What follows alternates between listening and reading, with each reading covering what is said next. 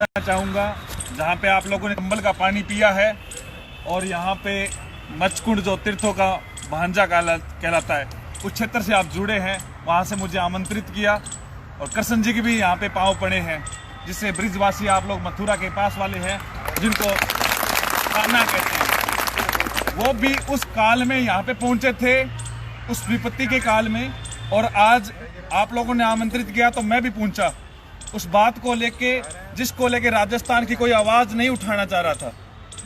और सबसे पहले जब बात आई कि मैं साहित्यक देवेश जी, सरपंच साहब, इन लोगों ने क्या कहा कि आप 15 को आ जाओ, 16 को आ जाओ, लेकिन हमारा जो पहला प्रयास था कि अच्छी एक अधिवक्ताओं की टीम को उतारा जाए, इस केस को हम अच्छी तरीके से स्टडी कर सके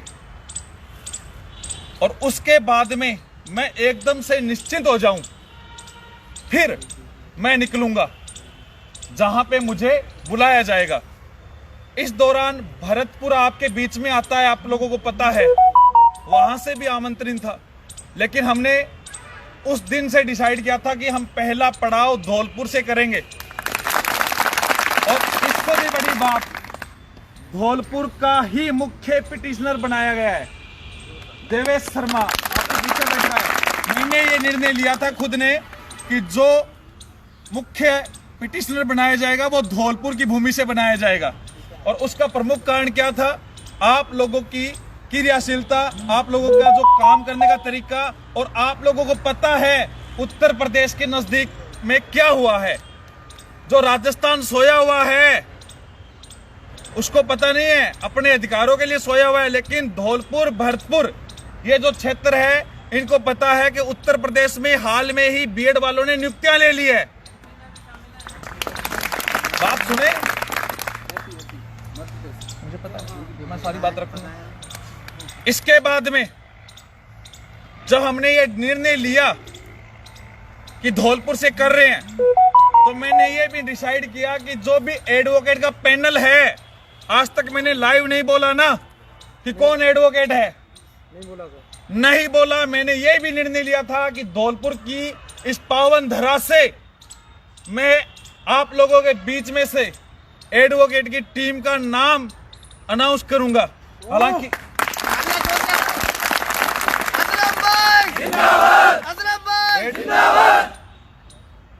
एक हमने सीनियर एडवोकेट की टीम को उतारा है, मुख्य रूप से वो केवल आर्ग्यूमेंट करने के लिए उतरेंगे।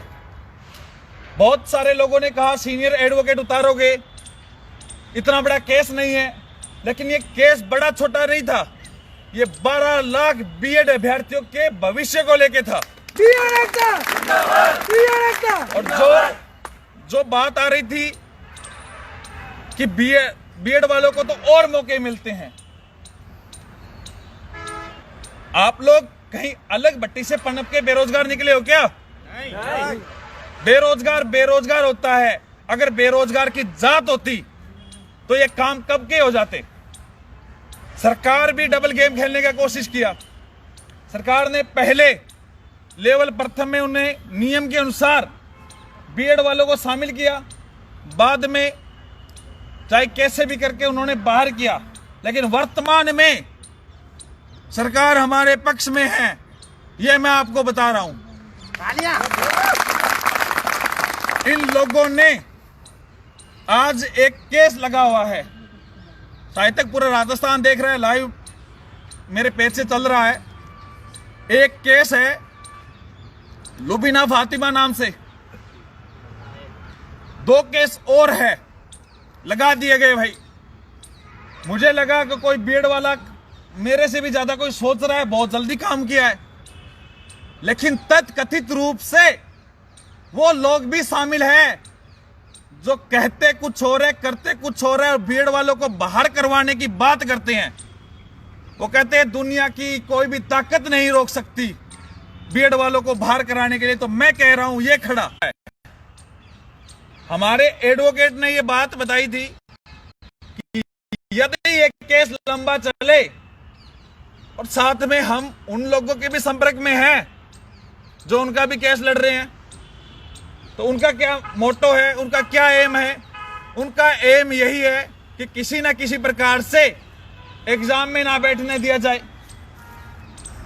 तो पंजाब हरियाणा हाईकोर्ट का जो आदेश है मेरे पास पड़ा है, मैं लेके आया हूं, आप लोग आराम से उसको देखना कि लास्ट डेट थी फार्म भरने की। उस दिन कोर्ट ने आदेश दिया था कि जो याचिका करता है उनको शामिल किया जाए। तो मैं रिस्क नहीं लेना चाहता था, मैं 5 पिटिशनर बना दूं, 5 लोग शामिल करवा दे, कोई विरोध नहीं करेगा। लेकिन एक मंच तैयार हो गया है, अब 150 200 जितने भी लोग जुड़ेंगे उन लोगों के लिए। अब कई लोगों के ये भी सवाल थे कि भैया पिटिशन का खर्चा वर्चा लग रहा है। अरे मेरे से मिलो यार, किस चीज का खर्चा, जब मैं इतनी बड़ी रिस्क ले चुका हूं कि जो सीनियर एडवोकेट की फीस मैं अपनी जेब से दे रहा हूं, तो फिर ये क्या चीजें है, किस चीज की आप बात कर रहे हो?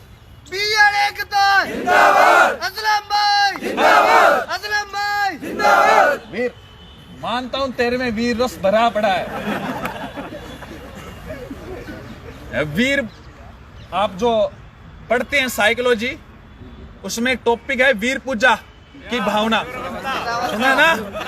ये उसी अवस्था से गुजर रहे हैं। वेट करें, बात और सुनिए। दूसरा, आज का जो केस है वो हमारे फंडामेंटल राइट्स होते हैं, मूल अधिकार है, उनका हनन के हिसाब से लगाया गया है। आपने कभी मूल अधिकार पढ़े हैं? कौन से अनुच्छेद से कौन से अनुच्छेद के बीच में है? 12 से 35 तक है। 32वां अनुच्छेद स्पष्ट तौर से कहता है कि अगर मूल अधिकारों का हनन होता है तो आप न्यायालय की शरण ली जा सकते हैं। 5 प्रकार की वो रिट जारी करता है, और उसी के तहत ये आज के 2-3 केस लगे हुए हैं ना, इन्होंने मीडिया कर्मी को भी गुमराह करते हुए कि बीएड वालों को कंसिडर नहीं किया, शामिल नहीं किया, इस हिसाब से केस लगा है, याचिका लगी है। लेकिन वो डीबी में लगाया है ताकि यहां से एचजी उतरेगा, गवर्नमेंट की तरफ से एडवोकेट जनरल उतरेगा, याचिका खर्च हो जाएगी। लेकिन हमारा जो ड्राफ्टिंग है वो अलग है, उसका कोई प्रभाव नहीं पड़ेगा। जो कचरा जितना जल्दी साफ हो जाए उतना बढ़िया है। आप चिंता ना करें, देवेश कुमार नाम से जो याचिका लगी है वो जयपुर हाईकोर्ट की है, अन्य कुछ नाम और आ जाएंगे, और मुकेश कुमार का आज लिस्टेड जोधपुर से हो जाएगा। आपके पीछे मुकेश जी बैठे हैं, इनके नाम से जोधपुर लगाया है। 2 केसेज मैंने जयपुर जोधपुर लगाए हैं, 2 सीनियर एडवोकेट। जरूरत पड़ने पर जोधपुर वाले से मेरी बात हो चुकी है, जयपुर को मैं कर चुका हूं। जोधपुर में हमारे अधिवक्ता होंगे श्री सुशील जी बिश्नोई। सुशील जी बिश्नोई वही व्यक्ति है जिसने मेरा खुद के नाम चयनितों की वेटिंग आई है, मेरा नाम के आधार पे ये फैसला किया जा रहा है। वो 18 की वेटिंग आई है, उसका केस भी सुशील जी बिश्नोई ने लड़ा था। मेरे अजीज मित्र हैं, उन्होंने मुझे ये कहा, आज से नहीं, मैं 9 महीने पहले से, 9-10 महीने से, फरवरी से उनसे चर्चा में हूं, संपर्क में हूं। उन्होंने कहा असलम चिंता मत कर, बहुत सारी बातें आप नहीं रख सकता हमारे और एडवोकेट के बीच की। लेकिन दूसरी बात, जो केस हमारा, आवाज आ रही है पीछे, जयपुर है, उन हमारे अधिवक्ता है रघुनंदन जी शर्मा, पता होगा, ताड़ियां बजनी चाहिए, बहुत सीनियर व्यक्ति है। रघुनंदन जी का रात को 11 बजे मैं उनके पास था, उनका यह स्टेटमेंट था, यह केस असलम तुम्हारा नहीं है, यह केस मेरा है, इससे तुम्हारी अकेले की प्रतिष्ठा नहीं जुड़ी है, मेरी खुद की जुड़ी है। और मैं 12 लाख बीएड धारियों के बीच का सवाल है, उनके हक का सवाल है, उनके कैरियर का सवाल है, इसलिए मैं इसमें अपनी जी जान लगा दूंगा। उन्होंने वही आदेश भी तैयार कर लिए 12 के 8 2008 के 2012 के जो पिछले की जो गाइडलाइन का केस था। इसके अलावा जो कह रहे थे ना कि अंतिम समय पे बीएसटीसी वालों को शामिल किया था, 2011-12 में, वो सब केस रेडी हुआ। इसके अलावा उस केस में वो थे, अब वो हमारे साथ पूरे तन मन धन से साथ है। और जो सीनियर एडवोकेट जो बात कर रहे थे कि कौन सा है, कौन सा होना चाहिए भैया राजस्थान का टॉप मोस्ट सीनियर एडवोकेट, अगर कोई जानता है? नहीं जानते हो? 2-3 नाम आप बोल सकते हो। आर.एन. माथुर नाम सुना है? वो हमारा केस में आर्ग्यूमेंट करेंगे। आर.एन. माथुर सिर्फ बहस करने आएंगे। पूरे राजस्थान को मैसेज है, धौलपुर की जमीन से आर.एन. माथुर हमारे अधिवक्ता के रूप में तय कर लिए गए हैं और उन्होंने स्पष्ट तौर से कह दिया है बहुत आसान केस है, बीएड वालों को शामिल करवा देंगे।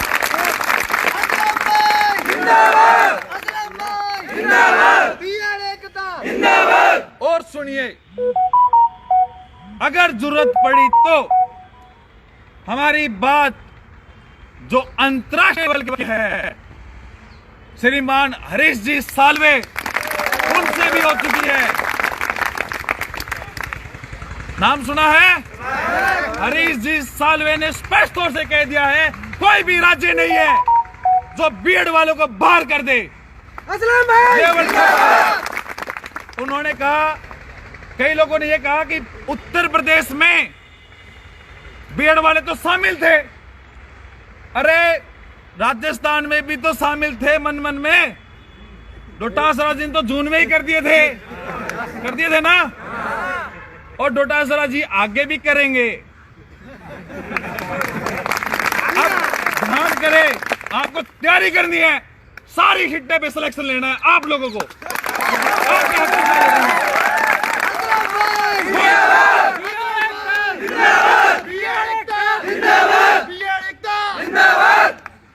जब बात आ रही है मुद्दे की कि कहीं ना कहीं सरकार हमारे खिलाफ एजी उतारेगा, तो मैं कह रहा हूं आपको शामिल कराऊंगा और फिर बीएड वालों के साथ सरकार बीएड वालों की फेवर में अपना एजी उतारेगी। देख लेना, मेरा दावा है ये, क्योंकि मैं बात हक की करता हूं, फालतू की नहीं करता हूं। जो कागजों में है उसके अकॉर्डिंग बात करता हूं। आज हम सरकार के खिलाफ केस कर रहे हैं और कल हमारे साथ सरकार खड़ी होगी, ये मैं आपसे वादा करके जा रहा हूं। दूसरी बात, आज वाले केस की इन लोगों ने बहुत कोशिश की है, बहुत पापड़ बेले हैं, हर जगह वॉयलेंस फैलाने की कोशिश की और कई जगह तो ऐसा बोला कि पोस्ट बढ़ा देंगे, बीएड वालों बच जाओ, बैठ जाओ। है?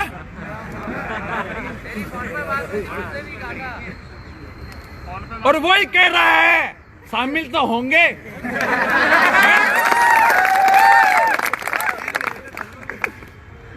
जब ये चेहरा खिला है ना,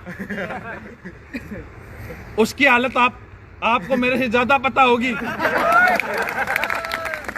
मैं किसी का भी व्यक्तिगत विरोधी नहीं हूं। राजनीति में कोई दुश्मन नहीं होता है, प्रतिद्वंदी जरूर हो सकते हैं, लेकिन सही और गलत का फर्क नहीं कर सके। वो व्यक्ति विशेष में मैं नहीं गिनता उसको। वो बहुत बोलते हैं, वो खनकते हैं सिक्के की तरह, चिल्लर की तरह। मैंने कभी भी कोई कमेंट नहीं किया, क्योंकि मैं अपने काम से मतलब रखता हूं और मुझे काम का पता है। जो उनका प्लान क्या है, जो भी बंदा पढ़ा लिखा है वो इस अंडरलाइन को, अरे बीएड वाले पढ़े लिखे होते हैं,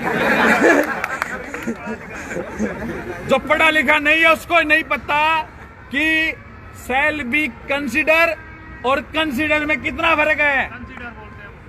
और उसने मॉडल नहीं पढ़े हैं।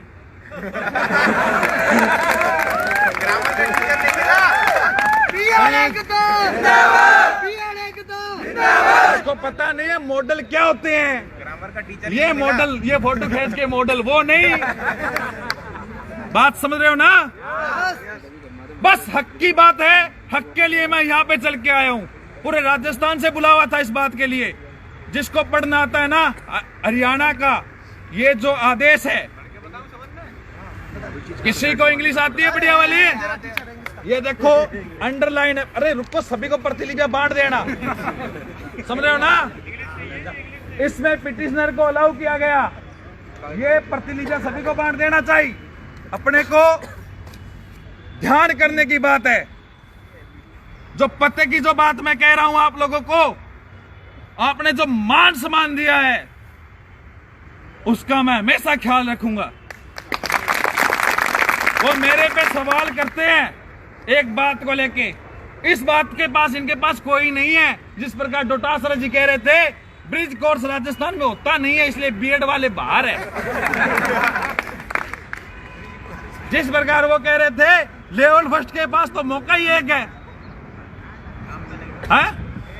ये तो वो बात हो गई भैया कि कोई बोले वो देशद्रोही हो गया है। देखो बीएड धारी जितने भी बीएड धारी है उनको सबको पता है कि ये नियम चेंज हुआ है। एनसीटी की जो गाइडलाइन है उसमें बदलाव हुआ है। हमने कभी 11 से 18 के बीच में बोला क्या? नहीं बोला। अब बोला है तो कुछ सोच के बोला है। जो मेरे पे ब्लेम कर रहे हैं कि खुद की भर्ती का मामला, तो जो मेरी अरे भैया एक मिनट वेट करो। जो मैं खुद कोर्ट से जानता हूं, मुझे न्यायपालिका पे भरोसा है। ये लोग कितने भी तिगड़म बिगड़म कर ले, न्यायपालिका आपको शामिल कराएगी। सेल बी कंसिडर अपा बोल दे आपने। आगे सुने। दूसरी बात, हम 2016-17 की जो मुहिम छेड़ी थी साइंस मैथ के मैटर को लेके, इस भर्ती को इन्होंने ये कह दिया था नेताजी ने कि भर्ती खत्म है। और ऐसे लोगों से तो जोधपुर में याचिका लगवा दी और याचिका को खारिज करवा दिया था। जिस प्रकार आजकल एक दौड़ लगवा रहे हैं, मेरे खुद के नाम से मैं आदेश करवा के लाया हूं। और ध्यान कर लेना, 387 पोस्टें खाली थी, मैं 2500 लोगों के लिए 2500 लोगों का आदेश करवा के लेके आया हूं। मुझे पता था किस प्रकार का आदेश होता है और वो आदेश हमेशा नजीर रहेगा उन लोगों के लिए जो पॉइंटों से रह जाते हैं, सीटें खाली रह जाती है, वेटिंग का इंतजार करते हैं। उनके लिए हमेशा रहेगा, उनके हमेशा काम आएगा, क्योंकि वो आदेश कहता है अंतिम पद भरा जाना चाहिए। एक सवाल करते हैं, प्रथम श्रेणी व्याख्याता भर्ती परीक्षा, उसके लिए मैंने आंदोलन किया था। मैं कभी भी नहीं बोला, क्योंकि वो आंदोलन की मेरी पहली और आखिरी मांग थी एग्जाम डेट पोस्टपोन कराने की। वो अधिकार क्षेत्र सरकार पे था, सरकार ने नहीं की। लेकिन सरकार मेरे पास 3 बार, हमारे माननीय शिक्षा मंत्री जी खुद दूध का प्याला लेके आए थे, मैंने पीने से मना कर दिया था। 19 दिन अनशन पे रहा था, मेरी हालत कमजोर हो गई थी, लेकिन मैंने अनशन नहीं तोड़ा था। और वो बात कह रहे हैं ना कि ऐसे अनशन तोड़ दिया, तो राजस्थान के कदावर नेता जिनके नेतृत्व में हमारा आंदोलन हो रहा था, किरोड़ी बाबा के, उनके कहने पे मैंने अनशन खत्म किया था, तोड़ा नहीं था। और आज बात बीएड वाली लेके आया हूं ना, आप लोगों को मैं क्लियर कर देता हूं कि इतना मेरे पास सामान है कि वो कितनी भी टीम अपनी उतार दे, मैं वरिष्ठ से वरिष्ठ वकील उतार दूंगा, आपके मान सम्मान में ठेस नहीं आने दूंगा। असलम भाई जिंदाबाद, असलम भाई जिंदाबाद, बीएड एकता जिंदाबाद, बीएड एकता जिंदाबाद।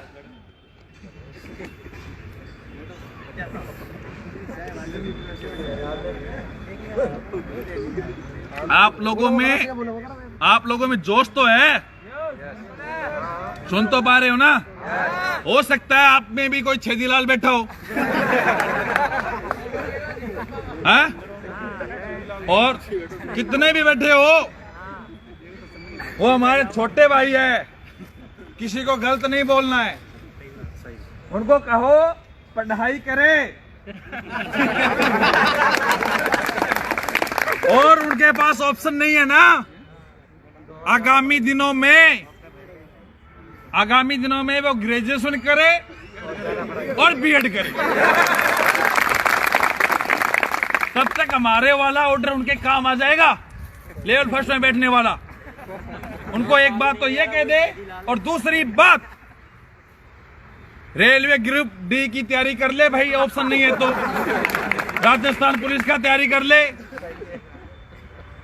हमारे पास रीट का ऑप्शन है तो हम रीट का कर रहे हैं, फर्स्ट ग्रेड का तो फर्स्ट ग्रेड का कर रहे हैं। मेहनत की है, 2 साल तपे हैं, बीएड की डिग्री ऐसी थोड़ी मिली है, ग्रेजुएशन की है। उनको पता ही नहीं है कितने सब्जेक्ट से ग्रेजुएशन होती है। बाकी मैं कोई नेता नहीं हूं भाई साहब, आपको क्लियर कर देता हूं, मैं खुद एक अभ्यर्थी हूं, इस बात को करीब से जानता हूं। लेकिन इतना जानता हूं कि सच क्या है, रूल क्या है। जो जोर से नहीं होता है वो क्या करता है, वहां पे फिर कलम से होता है, कागजों से होता है। आज भी कह रहा हूं, बीएड वाले रियल में अगर घर से बाहर निकले ना, किसी की औकात नहीं है आपको शामिल ना करवाए। लेकिन अब आपको बाहर नहीं निकलना है, आपको सिर्फ तैयारी करनी है। मैं खुद जितना भी किया जाएगा मैं करूंगा, मैं बैठूंगा, कोर्ट का जितना भी लास्ट चांस तक मैं खड़ा रहूंगा। लेकिन आप मुझसे वादा करें, आप शामिल तो होंगे, सिलेक्शन लोगे क्या? तब स्वाद आएगा, वरना क्या है, पिटिशनर बन गया, शामिल हो गया। अरे 90% तो सेम है, लेवल प्रथम के द्वितीय के हैं। और पर्यावरण का क्या सीन है? अरे 1 से लेके 5वीं तक बच्चों को नहीं पढ़ा सकते, छीन लोगे इतना तो समान है। आपकी गिनती शुरू होनी चाहिए 110 से, 110 नंबर से गिनती शुरू होनी चाहिए। अरे भाइयों 110 में उनका 106 में जनरल का सिलेक्शन हुआ है पिछली भर्ती में, और अपने वाले में 100 जिसके नंबर 122 है वो घर बैठा है, 125 वाला घर बैठा है, वेटेज की मार झेल रहा है, बेरोजगारी की मार तो है ही, वेटेज झेल रहा है। क्यों भाई, सारी सुविधा उनको ही है क्या? मैं उनका विरोधी नहीं हूं, लेकिन उन्होंने बना लिया है, इन्होंने जानबूझ के बना लिया है। और राजस्थान में कोई सच की आवाज नहीं उठाना चाह रहा था, कोई भी युवा बोलना नहीं चाह रहा था, कोई युवा ये नहीं कहना चाह रहा था कि हां ये हक है। और आप लोग भी जब भी कोई बात आए तो अपनी आवाज क्यों नहीं उठा पाते हो? अरे बेरोजगारी से बड़ा कोई भी ज्यादा दुख नहीं होता है। आज आपसे पूछते भाई क्या नाम है तेरा, क्या करते हो? अगर आप ये कहते हो मैं टीचर हूं, तो वहीं से आपको इज्जत देनी शुरू हो जाएगी, मार साहब, मास्टर जी, आओ साहब, होगी ना। और अगर आप कहते हो मैं तो तैयारी कर रहा हूं, और छोरा बैठ अटै, बोलेंगे ना आपके धौलपुर भरतू ने लाले लूले जो बोलते हैं, वरना क्या बोलेंगे? आओ गुरुजी, बैठिए गुरुजी। अब आप सोच लीजिए क्या सुनना पसंद करोगे। जिसको भी स्टडी मटेरियल की भी जरूरत है मेरे से को बोल देना भैया, लेकिन सिलेक्शन लेना मैं अवेलेबल करवा के दूंगा। असलम भाई जिंदाबाद, असलम भाई जिंदाबाद। दूसरी बात, हर बार आप लोगों को गुमराह किया जाएगा। लोगों के मन में तो ये हो गया बीएड वाले तो बैठ ही नहीं पाए। कल मेरी भांजी का फोन आया कि मामा मैं फार्म भर दूं या ना भरूं। सच बात है, मेरी भांजी ने बोला मामा फार्म भर दूं या ना भरूं। मैं कहा तू एक बार वेट कर और फिर भरेंगे। 1 तारीख बाद आपको फार्म भरना है, सभी सुन लीजिए, लेवल 2 का। 1 तारीख तक या तो मैं शामिल के लिए आदेश करवा दूंगा सभी के लिए। अगर लंबा खींचता है, अपने को 2nd लेवल से चूकना नहीं है, फर्स्ट का फार्म फिर वो कहेंगे जो पिटिशनर का अगर भरवाते हैं तो हमें ऑफलाइन मौका मिलेगा। समझ रहे हो ना? आपके कोई सवाल है तो मैं खड़ा हूं, मुझसे करे, मैं जवाब देने के लिए तैयार हूं। अपने 3 वकील है, पूरे राजस्थान को क्लियर कर देता हूं। धौलपुर की इस भूमि से रघुनंदन शर्मा जयपुर हाईकोर्ट में हमारी पैरवी करेंगे, देवेश कुमार नाम से याचिका है। देवेश कुमार अन्य वर्षज राज्य सरकार। इतिहास के स्वर्णिम अंकों में लिखा जा रहा है नाम इसका, आपके देवेश कुमार का, और धौलपुर की मरुभूमि से। दूसरा, जयपुर मुकेश जी के नाम से, सॉरी जोधपुर सुशील जी बिश्नोई उसकी पैरवी कर रहे हैं। इन एडवोकेट दोनों ने यह कहा कि हो सकते हमारे पास आए, उनको ऐसा सबक सिखाएंगे कि वो ना घर के रहेंगे ना घाट के रहेंगे, क्योंकि ये मेरे निजी एडवोकेट है। विश्वास मैं किसी का नहीं कर सकता इस मैटर में, इसलिए उन्हीं व्यक्तियों को मुख्य याचिकाकर्ता बनाया जिस पे मुझे सबसे ज्यादा विश्वास है, देवेश कुमार धौलपुर के क्षेत्र से, और दूसरा नाम मुकेश कुमार। मनने में तो मैं बन जाता, लेकिन मैं अन्य पिटिशनर में नाम आ रहा हूं, मुझे भी एक सीट लेनी है ना? बनती है। लेकिन मैं 2016 में सिलेक्टेड हूं भाई साहब, 17 में सिलेक्टेड हूं, कोर्ट में मामला अटका है, देर सवेर उसमें नियुक्ति हो जाएगी, तो मैं किसी का हक नहीं खाऊंगा, इसलिए थोड़ा चुप हूं। दूसरी बात, सीनियर एडवोकेट RN माथुर जी, नाम सुना होगा, बड़ा नाम है, और विपक्ष का वकील बता दूं, बताऊं क्या जिक्र करे उनका? उनसे मिल चुका हूं मैं, सारी बातें हो चुकी है, उनकी ड्राफ्टिंग तक देख चुका हूं मैं, क्या बात कर रहे हो, बाकी लाइव चल रहा है। उनका क्या ड्राफ्टिंग हो सकती है, अपना क्या है, हालांकि सभी सीनियर है, सभी सम्मानित है वकील जितने भी है, लेकिन हमारे RN माथुर जी आर्ग्यूमेंट करेंगे, बहस करेंगे, और जरूरत पड़ेगी तो आप किसको उतार लेंगे अपने सालवे साहब को। बात हो चुकी है मेरी, ठीक है ना? आप लोग सभी लोगों ने इतना मान सम्मान दिया, आप लोग जुटे इस ठंड में भी।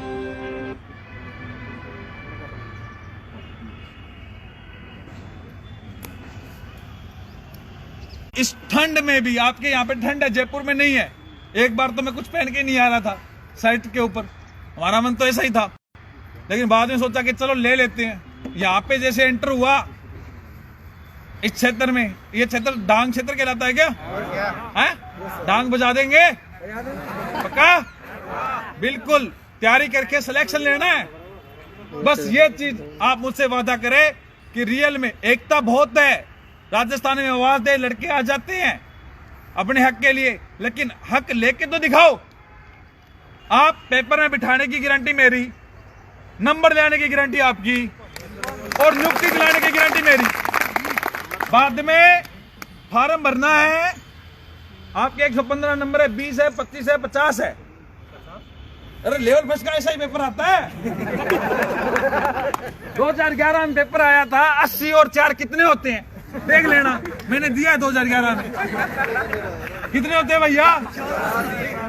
और 84 कोस की परिक्रमा का क्षेत्र मेरे हिसाब से ये भी आता होगा, आता है ना? तो ये बहुत पवित्र मरुभूमि है जहां से मैं शुरुआत कर रहा हूं पूरे राजस्थान में घूमने के लिए।